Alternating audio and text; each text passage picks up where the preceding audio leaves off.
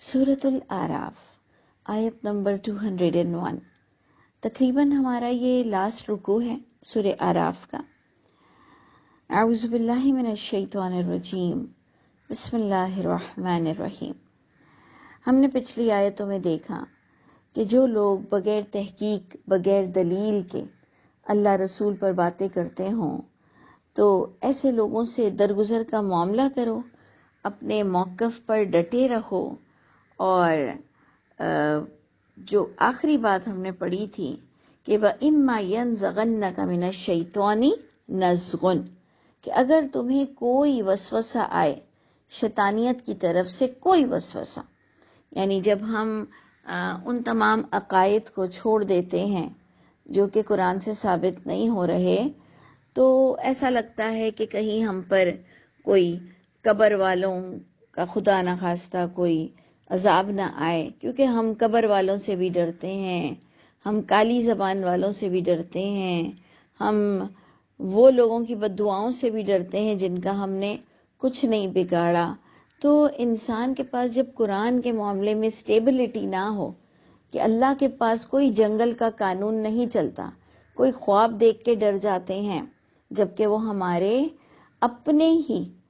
جو سب کانشیس میں ہماری باتیں بھری ہوئی ہوتی ہیں، اگر وہ خواب کی صورت میں آپ کو لگتا ہے کہ آپ کو نظر آتا ہے تو ہم اس سے بھی ڈرنے لگتے ہیں، بنسبت اس کے کہ ہم اللہ سے معافی مانگیں، اچھے عمل کریں، صدقہ خیرات کریں۔ تو ہم وہ ڈرنے والے لوگ اور جاہلوں سے فضول بحث کرنے والے لوگ ہیں، تو اللہ فرماتے ہیں کہ تم اپنے موقف پر جمے رہو، ڈٹے رہو حق کے ساتھ، اور اگر کوئی وسوسہ شیطانیت کی طرف سے تمہیں لگتا ہے کہ کوئی تمہارے لیے برائی کر رہا ہے، تو کیا کرو کہ جو اللہ کے اصول کے مطابق اللہ کی پناہ میں آنے کے طریقہ کار ہیں اس کو اپناؤ۔ اللہ سمیع علیم ہے، اللہ تمہیں اپنی پروٹیکشن میں لیں گے، اپنی حفاظت میں لیں گے۔ اگر تم مومن ہو تو اللہ ضرور تمہاری، ہم سب کی مدد کرنے پر اللہ کا وعدہ ہے۔ آج جو ہم پڑھیں گے آیت 201 کہ ان الذین اتقوا، بے شک جو لوگ بھی تقوی کی روش اختیار کرتے ہیں، اللہ کے عذاب سے بچنے والے کام کرتے ہیں، جب ایسے لوگوں کو اذا مسہم طائف، جب ایسے لوگوں کو کچھ چھو جاتی ہے کوئی پھیر، دیکھیں طواف ہم پھیرا لگانے کو کہتے ہیں، تو طائفن جب کوئی ایسا پھیر، ایسی کوئی چیز، ایسا کوئی چکر ان پر شیطانیت کی طرف سے آتا ہے، من الشیطان، تو وہ ڈرتے نہیں ہیں، وہ کیا کرتے ہیں؟ تذکروا، اللہ کی آیتوں سے اپنے معاملے کو سارٹ آؤٹ کرتے ہیں، نصیحت پکڑتے ہیں، علم حاصل کرتے ہیں، تذکرہ، نصیحت، ذکر، یعنی یہ ڈرتے نہیں ہیں جب ان کو کوئی شیطانیت محسوس ہوتی ہے کہ ان کے آس پاس کوئی لٹرلی انسان کی شیطانیت ہے یا جناتوں کی شیطانیت ہو، وہ بالکل چوکنے ہو جاتے ہیں۔ فَإِذَا هُمْ مُبْصِرُونَ، انہیں دکھائی بھی دینے لگتا ہے کہ ان کی کہاں غلطی ہے خود کی، اور کہاں پر اگر کہیں اور سے بھی کوئی پریشانیاں آ رہی ہیں تو اس کو ٹیکل کیسے کیا جائے۔ فَإِذَا هُمْ مُبْصِرُونَ، یعنی ان کو اللہ تعالیٰ سمجھا دیتے ہیں، یعنی اگر وہ تقوی کی روش اختیار کرتے ہیں، اگر وہ اللہ کو ماننے والے، اللہ سے ڈرنے والے، شرک کو چھوڑ دینے والے لوگ ہیں، جنہوں نے ہمت سے کام لے کر شرک کو چھوڑ دیا، ہر طرح کی قبر پرستی، ہر طرح کا غیر اللہ کے کھانے، ہر طرح کے تعویذ اور دم کیے ہوئے پانی، ان تمام چیزوں کو جب یہ ریجیکٹ کر کے اپنے توحید کے دین پر آ جاتے ہیں اور انہیں لگتا ہے کہ کوئی انہیں ستا رہا ہے، تو یہ ڈرتے نہیں ہیں، یہ اللہ کی کتاب سے اپنے معاملات کو سارٹ آؤٹ کرتے ہیں، اپنے عمل پر توجہ دیتے ہیں، اور اللہ فرماتے ہیں کہ جبکہ شیطانیت کے جو بھائی ہیں، یعنی یہ شیطانیت کا جو کنبا ہے، کسی بھی طرح سے وہ یمدونہم، یہ آس پاس سے کہیں نہ کہیں ان کو ستاتے ہیں، یعنی سب آپس میں مل کر کسی کو ستانے کی کوشش کرتے ہیں، اور وہ کس کے بارے میں ذکر آ رہا ہے؟ متقی انسان کے لیے، جو تمام شرک کو چھوڑ چکا، اللہ پر اس نے بھروسہ کیا اور اسے ایک یقین تھا لا الہ الا اللہ، اللہ سے بڑھ کر نہ کسی کے پاس پاور ہے اور نہ ہی کوئی میری نصرت کر سکتا ہے، جبکہ شیطانیت ان کے بھائی، ان کے چیلوں کو اللہ تعالیٰ یہاں ڈسکس کر رہے ہیں کہ وہ مدد کرتے رہتے ہیں آپس میں اس شخص کے خلاف، فی الغی، بغاوت میں وہ مدد کرتے ہیں اپنے بھائیوں کی، ثم لا یقصرون، ان کی بھی پلاننگ بڑی ٹائٹ ہوتی ہے، شیطانیت کی بھی،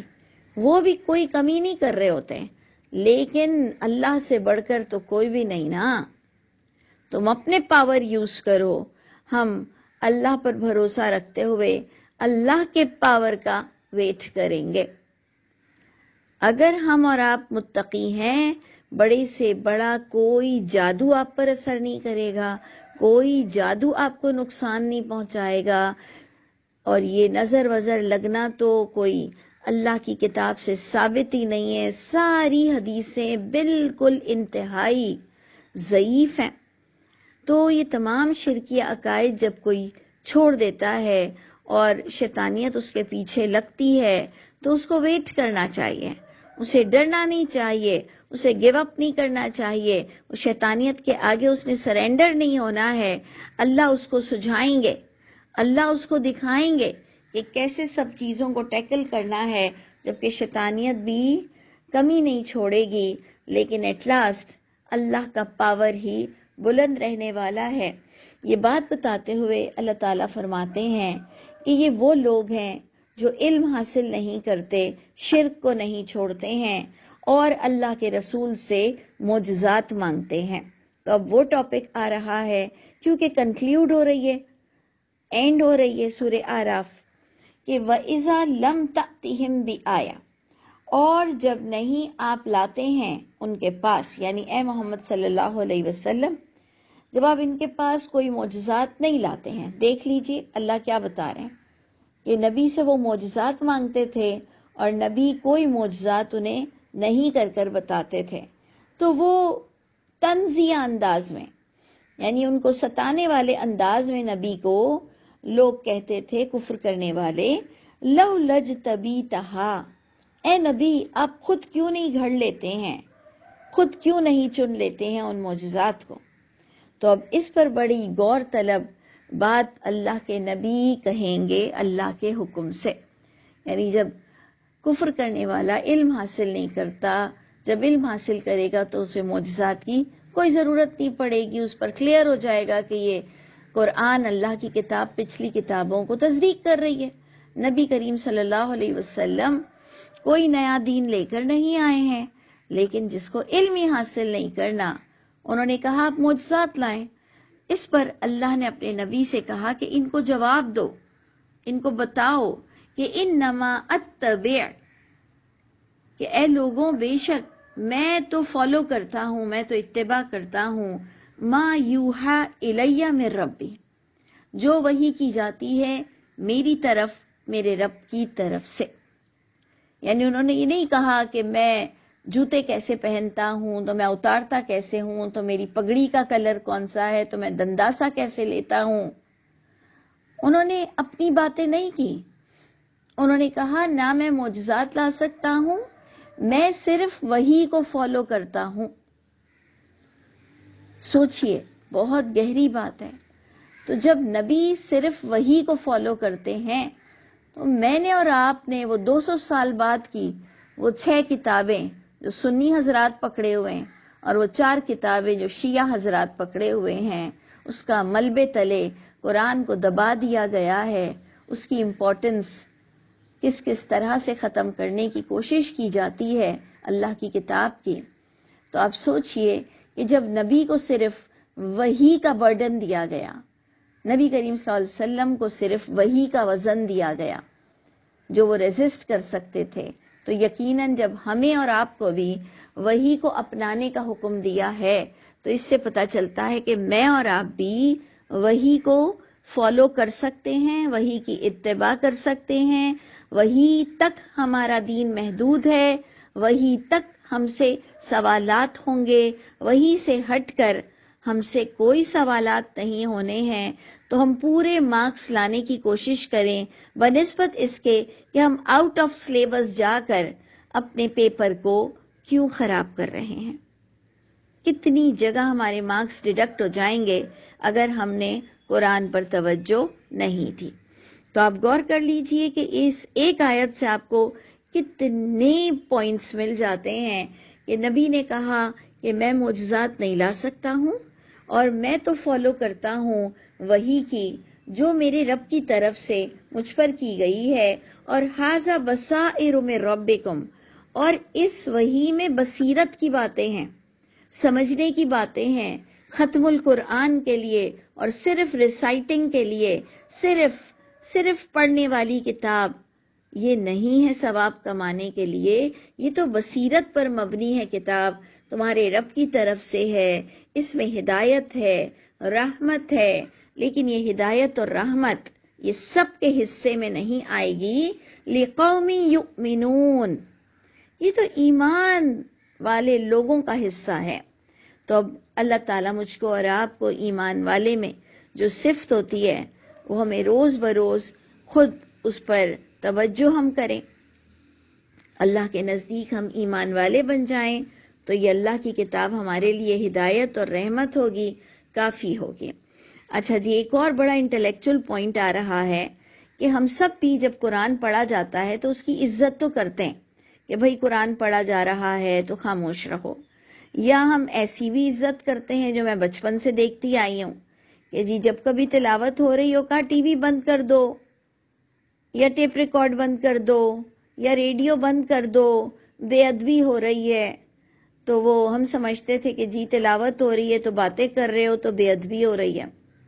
تو ادھر اللہ تعالیٰ نے بتایا کہ جب قرآن پڑھا جائے تو اسے غور سے سنو،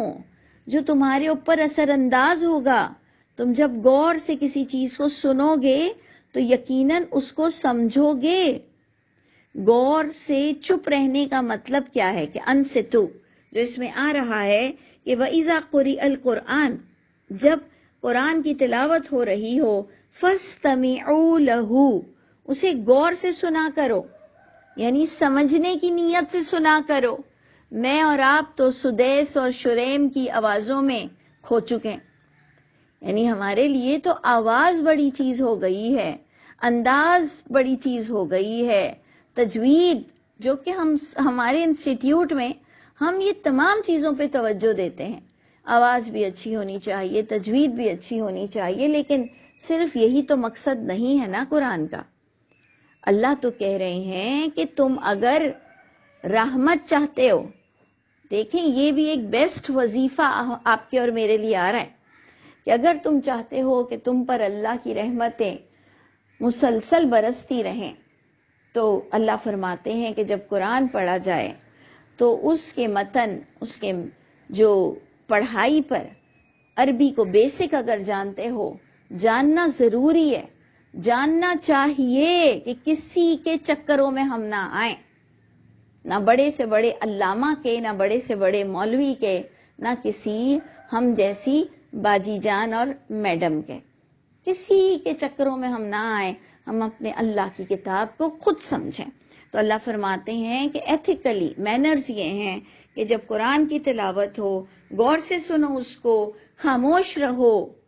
یعنی خاموش رہو گے تو آپ کوئی چیز پر کنسنٹریٹ کر سکو گے، اس کو سمجھو گے، جب سمجھو گے تو اللہ تعالیٰ نے انسان میں وہ کوالٹی بلٹ ان کی ہے کہ وہ عمل والا بن جاتا ہے، اور اس پر اللہ فرماتے ہیں کہ اللہ کا وعدہ ہے تم پر مسلسل رحمتوں کا نزول ہوگا، لعلکم ترحمون، تاکہ تم پر رحمت برسے گی، جب تم سنو گے تو تم عمل والے بنو گے۔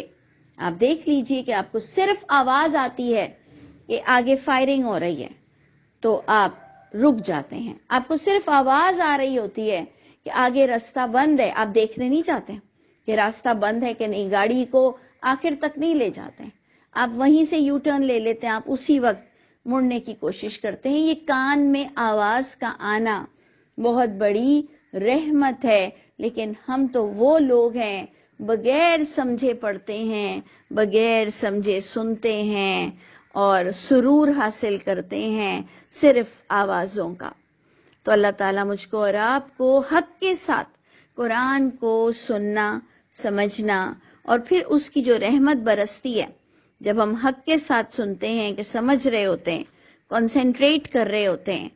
تو اپنے آپ کو ہم بدلنے کی چاہت میں ہوتے ہیں. تو ایک لمحہ نہیں لگتا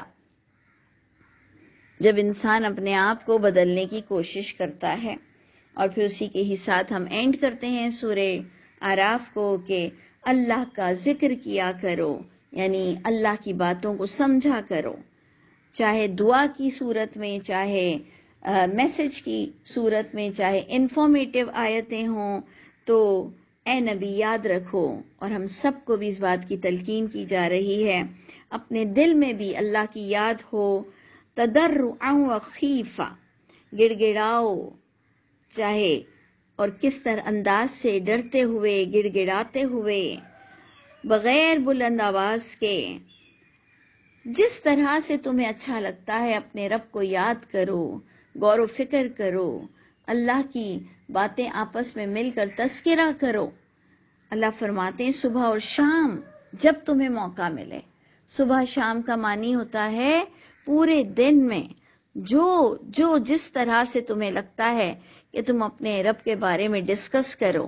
خود سمجھو، لوگوں تک پہنچاؤ، عمل کرو. وَلَا تَكُن مِّنَ الْغَافِلِينَ، بس غفلت میں نہ رہو.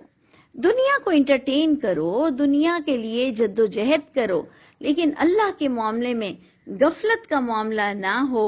اللہ فرماتے ہیں کہ وہ لوگ جو رب کے نزدیک ہیں ان کے اندر تکبر نہیں ہے. اب دیکھیں کچھ لوگوں نے اس کا ترجمے میں یہ لکھا کہ جو رب کے نزدیک ہیں ان کے اندر کوئی تکبر نہیں. کچھ لوگوں کا خیال ہے کہ یہ فرشتوں کی طرف اشارہ ہے،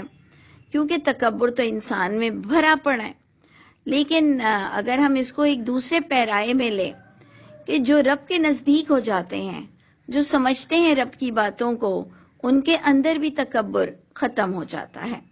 تو جو رب کے نزدیک رہتا ہے، جو صبح اور شام غفلت نہیں برتتا، ہر معاملے میں اللہ کی بات کو سمجھنے کی کوشش کرتا ہے، کم از کم نماز ہی سمجھ کر ہم پڑھ لیں تو انشاءاللہ غفلت سے دور ہو جائیں گے. تو ان کے اندر تکبر بھی نہیں ہوتا. یسبحونہ، وہ اپنے رب کے کام میں لگے رہتے ہیں. تسبیحات کا معنی ہوتا ہے کہ وہ اپنے رب کے کام میں لگے رہتے ہیں، ان کے پاس کوئی ایکسکیوزز، کوئی آرگیومنٹس کچھ نہیں ہوتے ہیں. ان کو پتا ہوتا ہے جو بات اللہ بتا رہے ہیں اس کو میں کر سکتا ہوں، کیونکہ اللہ نے مجھ میں اتنی ہی طاقت ڈالی ہے کہ جتنا اللہ نے حکم دیا ہے. تو جو رب کے نزدیکیاں جو رب کی باتوں کے قریب ہوتے ہیں وہ تکبر نہیں کرتے ہیں، وہ کام میں لگے رہتے ہیں. وَلَهُ يَسْجُدُونَ، اور وہ اپنے رب کے لیے ہر پل سرنڈر رہتے ہیں، سجدہ ریز ہوتے ہیں، چاہے نماز کی صورت میں، چاہے عمل کی صورت میں. وہ اپنے رب کو بھلاتے نہیں ہیں. اللہ تعالیٰ مجھ کو اور آپ کو بھی سورہ اعراف میں جو باتیں لکھی ہیں اسے حق کے ساتھ پڑھنا، لوگوں تک پہنچانا اور عمل کرنا نصیب فرمائے. اللہ تعالیٰ ہم سب کے حامی و ناصر ہوں.